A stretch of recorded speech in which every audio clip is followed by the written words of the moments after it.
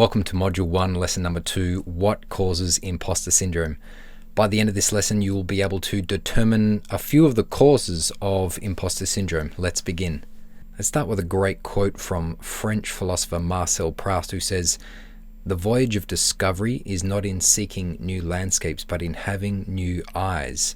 And when it comes to beating imposter syndrome, I want to invite you to have new eyes for the landscape of imposter syndrome and trying to understand the landscape of your mind.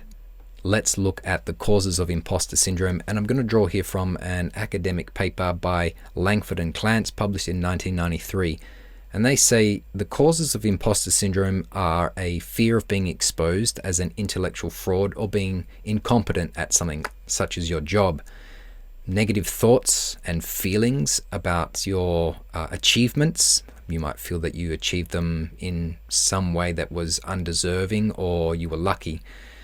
Your beliefs about intelligence actually could be a cause. For example, if you think about the growth mindset versus the fixed mindset, if you believe that you have a fixed level of intelligence and you cannot change it, meaning you're just born with a certain level, you have a default level of intelligence and you're never going to be able to rise above it, that could be affecting or causing imposter syndrome, compared to if you have a growth mindset, which says, well, if I work hard and I train and I learn new things, then I can improve my intelligence level.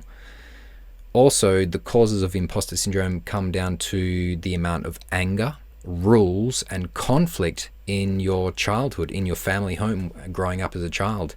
So if you feel that you had to pretend to be a different person to please people around you so they didn't get angry, then you would be creating a kind of separate identity, or what the research calls a false self in psychology. And over time, there's this, you start to identify with that false self and you forget your ideal self. So there's a kind of an alienation from who you used to be.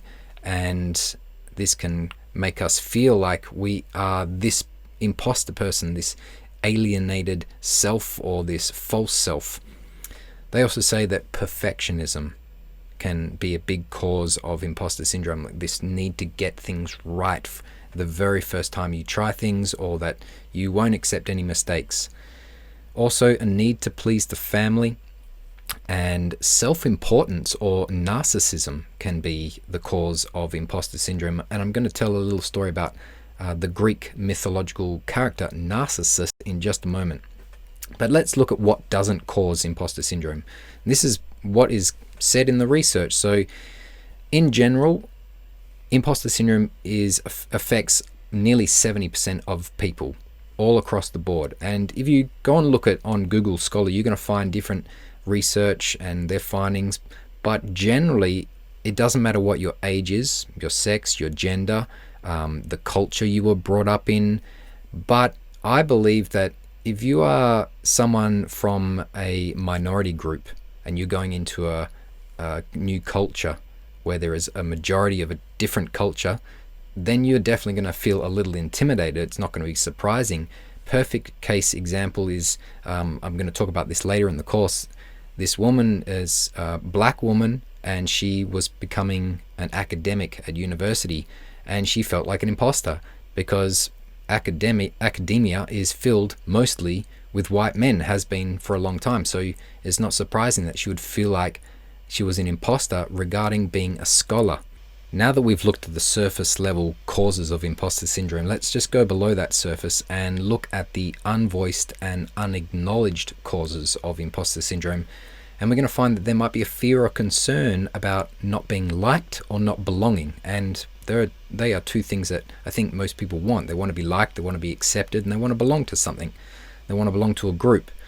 It also could be because you are trying to seek self-esteem and self-worth via approval and validation from other people. So always trying to check in with other people and get their understanding and their compassion for who you want to be. So that can be one of the unvoiced causes of imposter syndrome. I now want to suggest to you what the cause of imposter syndrome is on an unknown level, something you've not thought about before. And I'm going to say that the root cause of imposter syndrome is an uncultivated imagination. And I say this because back in the beginning of this lesson, I said the main idea that I want you to remember from this lesson is that imposter syndrome is a sign of a good imagination.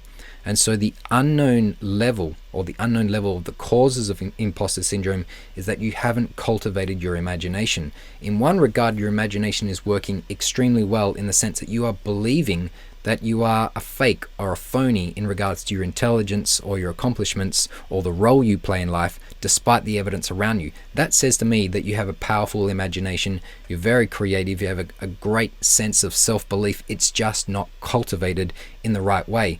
So I am going to show you over this course how to cultivate your imagination, how to reframe imposter syndrome so that you can tap into your authentic expert and your confidence. The causes of imposter syndrome is a bucket with a hole in it, and we go around trying to fill up our bucket of confidence with the water of self-esteem and self-worth, but the problem is there is a hole in our confidence or in our character, and it just leaks right out. So no matter how much approval and validation or self-esteem boosts we try to get from other people by filling up our bucket, it always drips out the bottom, and sometimes it can drip or gush out. So imposter syndrome, or the causes of imposter syndrome, is like a bucket with a hole in it. To understand the causes of imposter syndrome a little more, I'm going to finish with a story from Greek mythology, and this is the story of Narcissus. Now, Narcissus is a handsome young man who is very much into himself, and he kind of knows he's good looking, and he's very self-absorbed, which is where the idea of a narcissist comes from, someone who is very much selfish and only cares about themselves. So the story goes like this. Narcissus was walking home through the forest one day, and this beautiful woman, young maiden, a forest nymph, comes up to him and says, "Narcissus, I love you, let's get married, I want to spend the rest of my life with you." And Narcissus, being so full of himself and not interested in romance, denies this young woman and says, "Go away." Well, Aphrodite, the goddess of love, hears about this, and she says, "I'm going to teach this young man a lesson that he will never forget." And so she casts a spell that as he's walking past a pond in the forest, he sees his image in the reflection of a pond, and he falls in love with his own image, and he is unable to break that spell, and he lives the rest of his days looking at his image in the pond. The story brings up themes of self-deception and illusion and reflection, which is really what is going on here with imposter syndrome. Imposter syndrome is a kind of self-deception. We believe that we are faking something, or we are a fraud in some area of our lives, and that we believe this illusion. Now, the story is also telling us to reflect carefully on who we are, to look at ourselves and not to believe that we are a fake and a fraud, but to feel that we are authentic, we are humble, we are a lovable and loving person, and that we do not have to fall prey, like Narcissus did, to our own self-deception. So reflect on who you are, and do not believe that you are a fake and a fraud. Instead, I believe imposter syndrome is a sign of a good imagination. So use your reflective powers to pivot your imagination. Start to believe in the person that you could be. Well done for completing this lesson. Next, there's a quiz for you in the lesson underneath this video, and it's going to be a multiple choice on the causes of imposter syndrome, so that you can test to see if you are able to determine the causes of imposter syndrome. Good luck in the quiz, and I will see you in the next lesson.